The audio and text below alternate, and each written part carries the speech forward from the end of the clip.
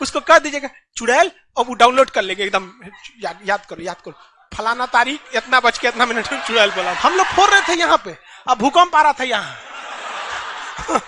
Phone किया America को कि बकलोलवा आंधी उंधी ना उठ लो, फोड़ दिया वो परमाणु बम। थोड़ा बहुत कॉम्प्रोमाइज करके चलिए, भीड़ रहता है ना तो बहुत दिक्कत हो जाता है। लड़की लोग को कहते हैं जितना तकलीफ लड़के सह के पढ़ते हैं ना, आप लोग पढ़ाई छोड़ दीजिएगा। इन बेचारों को देखिए ना कितना मेहनत है। देखिए इसको,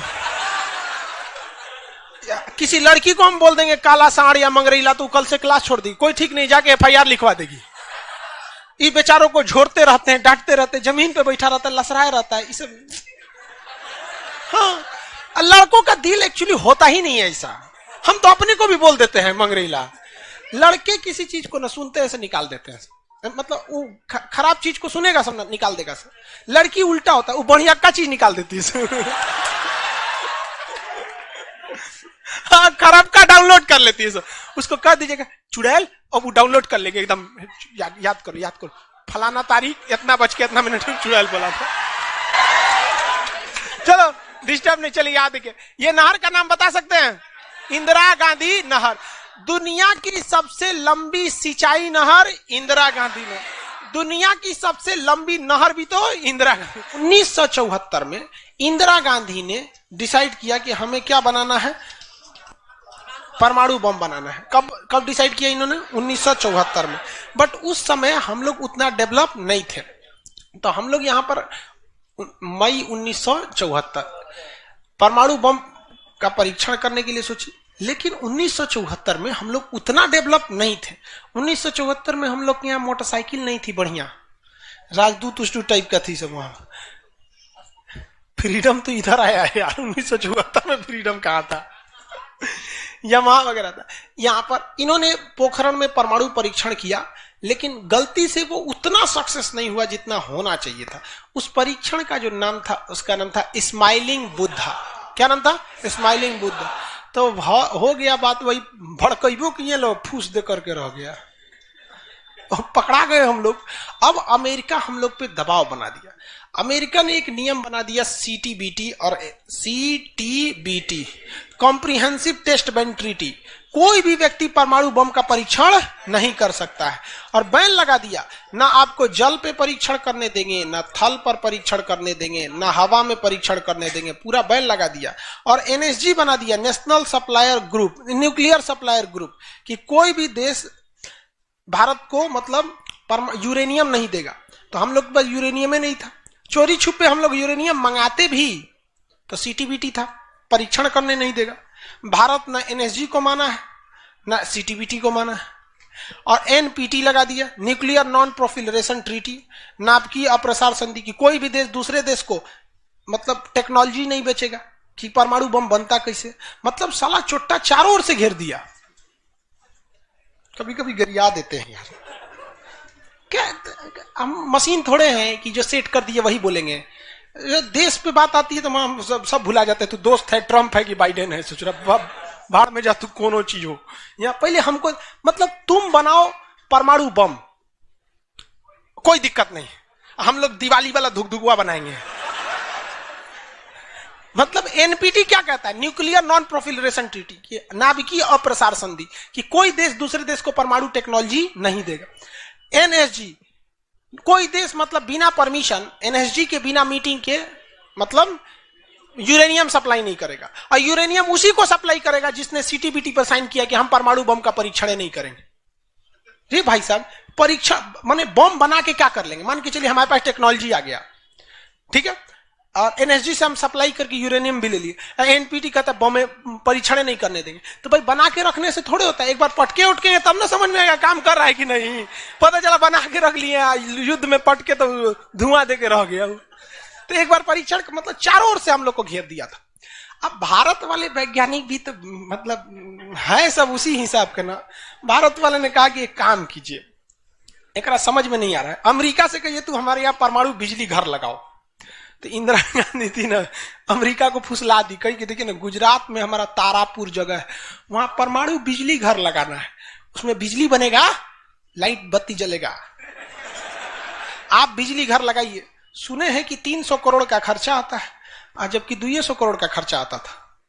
तो अमेरिका लपलपा गया कि अरे दादा बिना मोलाई तो रेट बढ़ा दी है।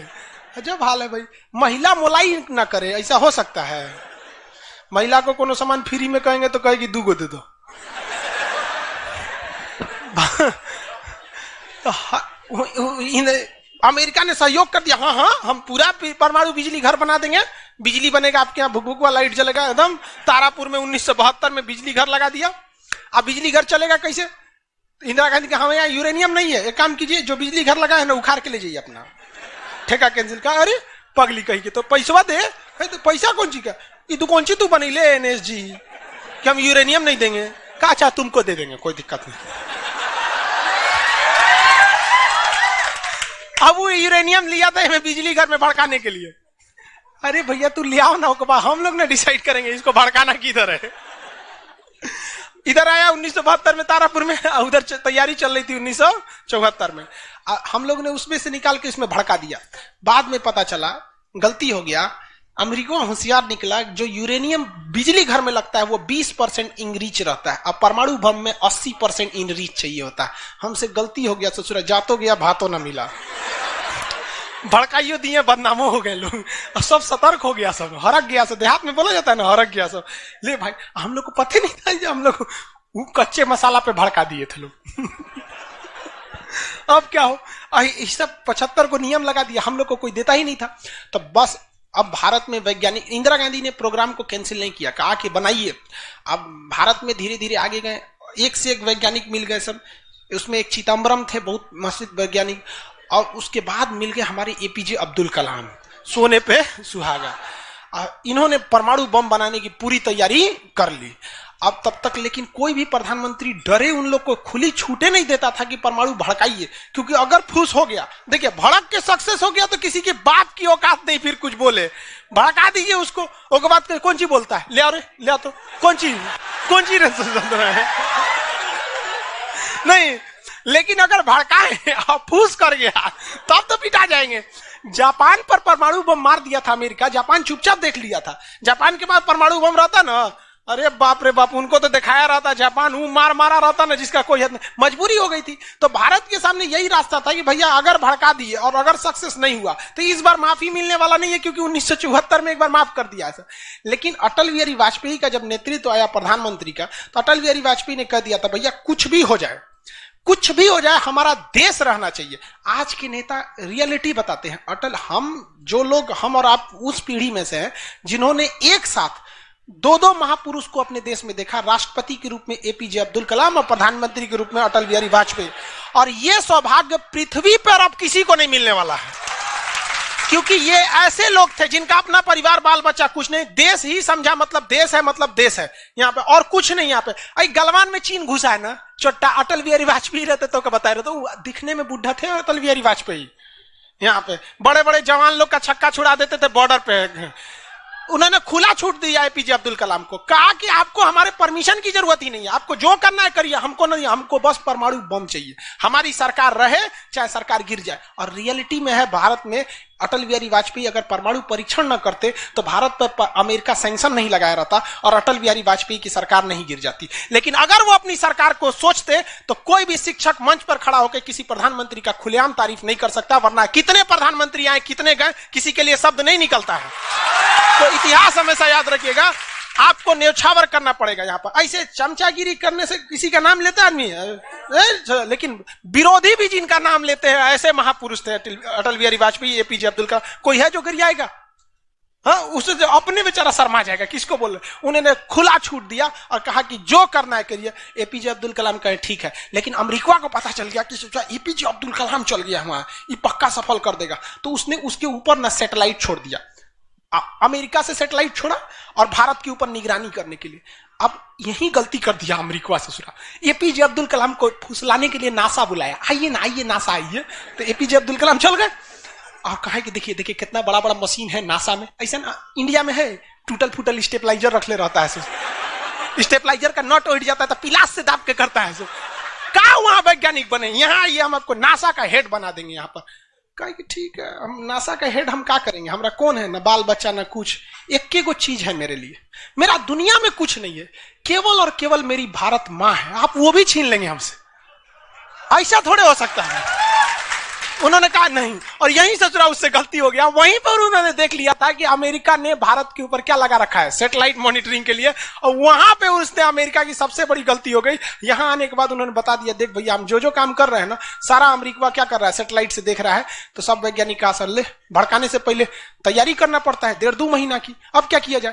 तो कहेगी देखो भाई, इस अमेरिका की जो सैटेलाइट जाता है ना, दोबारा घूम के आने में ना लगभग 1-1.5 घंटा का गैप हो जाता है, इसी बीच में जो करना है करो। कहा कि 1.5 घंटा में कौन सी करेंगे। तो अटल बिहारी वाजपेयी ने खुला छूट दिया था किसको, एपीजे अब्दुल कलाम। एपीजे अब्दुल कलाम ने कह दिया ना कि एक काम कीजिए, ऐलान कर दीजिए कि यहां मिलिट्री एक्सरसाइज होने जा रहा है, सेना यहां युद्ध अभ्यास करेगी, कैसे युद्ध लिया जाता है, एकदम ओरिजिनल युद्ध का मैदान। अब युद्ध में कहीं घर बन रहा है तो कोई पूछ रहा है काहे लिए बन रहा है, तो इसी पे जब बम मार के प्रैक्टिस करेंगे। घर नहीं बन रहा था, वो इसलिए बन रहा था कि परमाणु बम कितना खतरनाक होगा। लोगों को लगा कि फौज इस पे मार के देखेगी कितना तबाही मचा रहा है। भाई साहब बकलोल, वो तैयारी अब्दुल कलाम ने करवा रहे थे कि जब फोड़ेंगे तो देखेंगे कि घरवा उधियार है कि नहीं। तो लोगों को लगा हम मिलिट्री एक्सरसाइज कर रही है, सब चीज काम हो गया। लेकिन अमेरिका को कहीं ना कहीं भनक लग गया, क्योंकि हर घर में सतयुग से कलयुग तक साले विभीषण हर जगह मिलते हैं। भारत में कोनो जाके कह दिया वहां पर, तो भनक लग गया। तो अमेरिका ने उस सैटेलाइट की टाइमिंग घटा दी। अब जो घंटों का गैप रहता था वो चंद मिनटों का गैप रह गया, 20-20 मिनट का गैप रहता था। लेकिन इन लोगों ने अपना काम निपटा के रख दिया था। लेकिन समस्या ये थी ना कि सब चीज तो बन के रेडी हो गया, हर चीज रेडी हो गया, लेकिन अगर परमाणु बम फोड़े और फूस दे करके रह गया, समस्या यही थी। भड़क गया तो टेंशन ही नहीं था। तब क्या किया गया, सैटेलाइट हुआ तो रहेगा। तो अटल बिहारी वाजपेयी का पूरा छूट था, एपीजे अब्दुल कलाम को इनको टेंशन ही नहीं था। उन्होंने कह दिया अटल बिहारी वाजपेयी से कि एक काम करते हैं, हम अब आ गया, हम मई में इसका बम फोड़ देंगे, कोनो दिन में 9 तारीख चाहे 11 तारीख, कोनो दिन हम फोड़ देंगे। तो कहें कि भाई आपको जो करना है करिए ना, हमको मत बताइए, हमको बस परमाणु बम चाहिए, बाकी अमेरिका कौन चीज करेगा हम देख लेंगे यहाँ पर। तो अटल बिहारी वाजपेयी से खुला छूट मिल गया। अब इन्होंने 9 मई 1998 डेट क्या कर दिया, डिसाइड कर 2-2 दिन किया था, एक 9 मई को भी, फिर 11 मई को। पहले 11 मई 1998 शक्ति 98 कोड नाम था। जैसे अमेरिका का सैटेलाइट गुजरा, पूरी तरह से कैलकुलेशन हो गया था कि कैसे कैसे होने वाला। अमेरिका का सैटेलाइट जैसे गुजरा, तुरंत यहां पे भारत का परमाणु बम को ब्लास्ट किया गया। और जैसे ब्लास्ट हुआ तो जो मिलिट्री एक्सरसाइज कर रही थी उसको तो भेज दिया गया था 2 दिन पहले ही। जो बिल्डिंग बनाई थी वो खाली पड़ल था, धाए दे गायब हो गया बिल्डिंग, पूरा धुआं धुआं हो गया, पूरा भयानक। अब परमाणु बम क्या हो गया, लगभग सफल हो गया। वैज्ञानिकों को लग गया था सफल हो गया, लेकिन भाई अब ये फोड़े, अभी कैसे पता चल जाएगा सफल हो जाएगा। आप अंदाजा ना बता सकते कि भाई इतना तबाही एक अच्छा ही बम ला सकता है।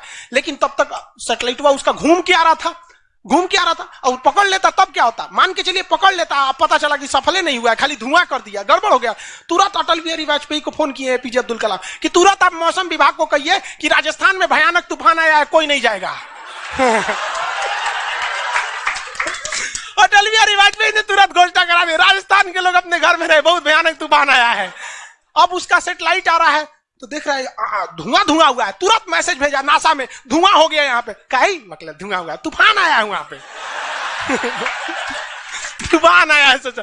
वहां से चला गया, तब परीक्षण देखा गया, एकदम सक्सेस। अब टेंशन ही नहीं है, एक और फोड़ दो, 2 को फोड़ दिया गया, पूरी तरह से सक्सेस हो गया। और ससुरा अमेरिका को अभी तक पता है कि वहां तूफान आया है, अरे वहां दूसरा तूफान आया है। अब भारत में कुछ भी कहिए तो डर तो लगता है, भाई अमेरिका बहुत खतरनाक देश है। आज हम लोग भले शक्तिशाली है, 1998 में हम लोग को पाकिस्तान आगे दिखा देता था, 99 की करगिल वार याद कीजिए। आज हम लोग बहुत आगे निकल गए, लेकिन उस समय बहुत पीछे थे हम लोग। अब डर तो था ही। अब भारत के प्रधानमंत्री सब राष्ट्रपति सुखपुकाइल थे, अमेरिका क्या करेगा, ओके पते नहीं। 9 तारीख बीत गया, 10 तारीख बीत गया, पता ही नहीं चला अमेरिका को। अटल बिहारी वाजपेयी अब्दुल कलाम से पूछे कि महाराज तो सोचा कुछ सुखबुगा ये नहीं रहा, ओकरा पते ना चल। एक काम करते हैं, आप धड़ल्ले से फोड़ देते हैं, क्या फायदा है हम। तो फिर 11 मई को 3 और फोड़ दिए। दुगो गायब करके। जैसे परमाणु बम निकला धाम से फोड़े, पता ही नहीं चला। दूसरा, लेकिन भाई धड़ाधड़ 5 गो फोड़ दीजिएगा तो पता चल जाएगा कि नहीं पता चल। ये डाउट हो गया पाकिस्तान को। जनते का है, हम लोग फोड़ रहे थे यहां पे, अब भूकंप आ रहा था यहां। फोन किया अमेरिका को कि बकलोलवा आंधी उंधी ना उठ लो, फोड़ दिया वो परमाणु बम। अमेरिका ससुरा माथा फोड़ रहा है अपना, कह रहा है कि अब क्या करें हम यहाँ पे। नासा वालन को गरियाया, गिरे चोट्टा कहीं का, तू लोग को सैटेलाइट लगाओ, हाई लगाओ वहां पे। कौन ची देख रहा था लोग वहां पे, कि हम तो बोलबे किए थे कि उधर दुका उठाया था, अपने ना बोल रहे थे कि आंधी उठल है वहां पे। अमेरिका आग बबूला हो गया और तुरंत अमेरिका का प्रतिक्रिया आया कि भारत को इसका बहुत भारी कीमत चुकानी पड़ेगी। तो भाई जिसकी कीमत भारी ना हो उसे चुकाने में मजा क्या है। और अमेरिका ने खुलेआम भारत को ललकार दिया कि भारत, अमेरिका कभी भी इस बात को स्वीकार नहीं करेगा कि भारत एक परमाणु संपन्न देश है। भारत को कभी भी अमेरिका इस बात की मान्यता नहीं देगा। अटल बिहारी वाजपेयी ने भी कॉन्फ्रेंस तुरंत मीडिया के सामने आए और कहे कि जो चीज हमारे पास है उसके लिए हमें किसी के प्रमाण की कोई आवश्यकता नहीं है। और जिस देश को यह लगता है कि हमारे पास परमाणु बम नहीं है या जिन देश को हम पर शक है वह आ जाना युद्ध के मैदान में, बताएंगे है कि नहीं है। यहाँ पे अब पूरी तरह तबाह हो गया यहाँ पे। अब अमेरिका माथा पीटते रह गया। अमेरिका ने आदेश दिया अपनी सेना को कि तैयार रहो। अटल बिहारी वाजपेयी ने आदेश दिया अब्दुल कलाम को कि जो बम बनाए हैं ना, 2-4 गो फोटोकॉपी उसका रेडी रखिए। फोटोकॉपी मतलब उसका बना के रेडी रखिए, क्योंकि सेना की लड़ाई में भाई आर्मी टू आर्मी बहुत दिक्कत हो जाएगा। एडवांस है वो बहुत। आज के वक्त में भी हमारा हथियार वहीं से खरीद के आता। भारत ने भी डिसाइड कर लिया कि जो होगा आपकी परमाणु बम से होगा। अमेरिका भी डर गया कि ना भाई इससे लड़ना अब ठीक नहीं है। पाकिस्तान वो बम बना के रख ले था, डरे नहीं फोड़ रहा था। 1 हफ्ता तक देखा कि भारत को क्या हो रहा है, देखा कि कुछ नहीं हुआ, इहो चुप पे फोड़ दिया। अमेरिका एकदम ककुआ गया, एकदम कह रे चट्टा कहीं का तू क्या फोड़ा रे। तो पाकिस्तान में झाड़ दिया अमेरिका को कि हमरे बोलेंगे कमजोर जान के, हाँ फोड़ले आपके आप बाई तो एकरा नहीं बोलेंगे आप, हम कमजोर हैं तो हमरा बोल देंगे। एक काम कीजिए, आप भारत को जो सजा दीजिएगा हम भी वही सजा काट लेंगे। सोचा हमरे पे खेल गया। हम ही लोग पे खेल गया पाकिस्तान। अब भाई अमेरिका टेंशन में आ गया। अमेरिका ने भारत पर एम्बार्गो और प्रतिबंध लगा दिया। जैसे अभी सऊदी अरब पे प्रतिबंध लगा दिया, कल के वीडियो में बताए थे, सऊदी अरब का डस्टबिन बना दिया वहां के। तो वहां पर अमेरिका ने भारत पर प्रतिबंध लगा दिया। कोई देश भारत से सामान नहीं खरीदेगा। जो जो चीज जरूरत की थी सब चीज पर बैन लगा दिया। भारत की अर्थव्यवस्था डूब गई, पाकिस्तान की भी अर्थव्यवस्था डूब गई, लेकिन भारत को बचा लिया भारत के 55 लाख कुशल कारीगर जो विदेशों में काम करते हैं।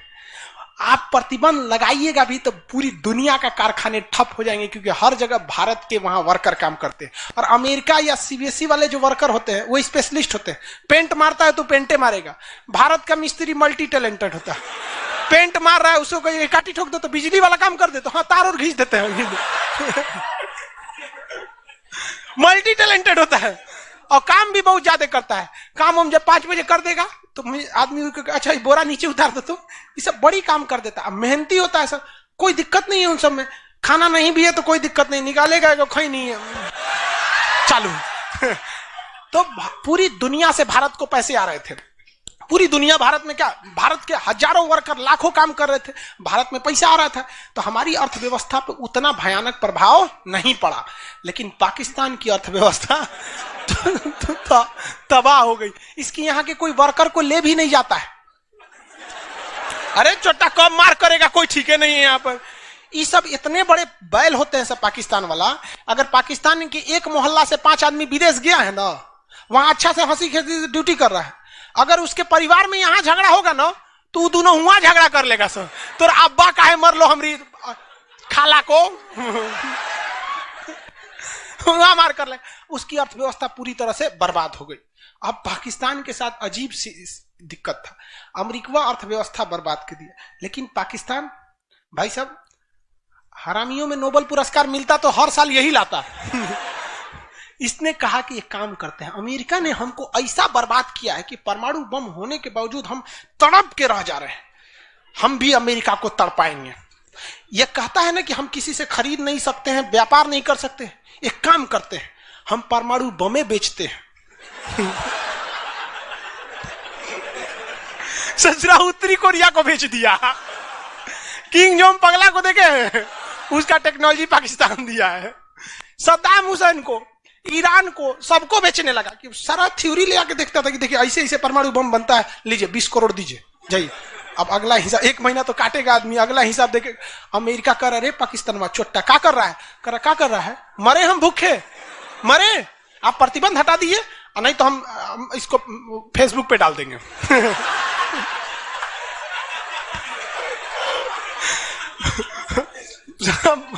अमेरिका पगला गया, अमेरिका प्रतिबंध हटाया।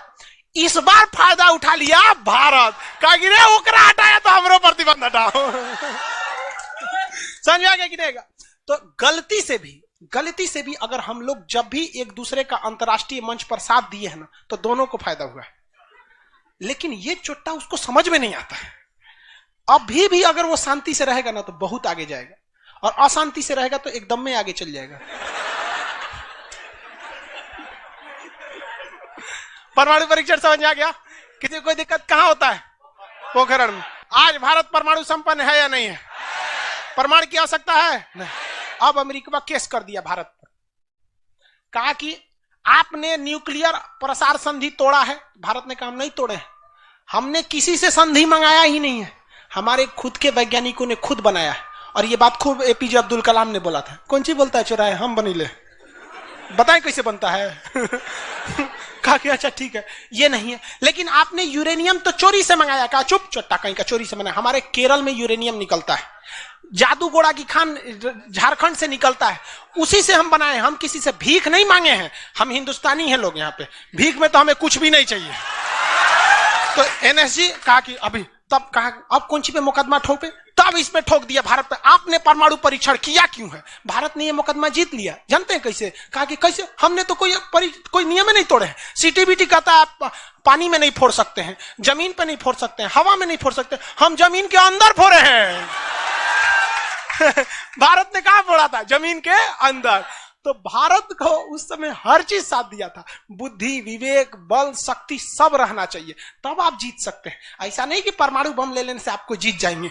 कब कैसा सिचुएशन था, आंधी आया है, परमाणु बम फूट गया, तो हर चीज बहुत कांड हुआ यहाँ पे। बाद में अमेरिका को समझ में आ गया कि नहीं हो सकता है, अब भारत को नांग नहीं सकते। वो गया जमाना जब हमारे ऊपर किसी का शासन हुआ करता था। आज भी भारत में बस जाति पात खत्म हो जाए, ऊंच नीच पे लड़ना खत्म हो जाए, और Congress BJP high party how party मतलब नेतागिरी खत्म हो जाए, तो सोचिए ना हमारे पास कमी किस चीज की है कि नहीं? नेतागिरी तो सॉल्व हो सकता है। यूपीएससी का एग्जाम कंपलसरी कर दीजिए नेता बनने के लिए। काम खत्म, तुरंत खत्म हो जाएगा काम। आप इसको समझ में आ गया कि नहीं? लाइव वाले सब लोग समझ में आ गया? अब आगे कल समझेंगे लोग। आज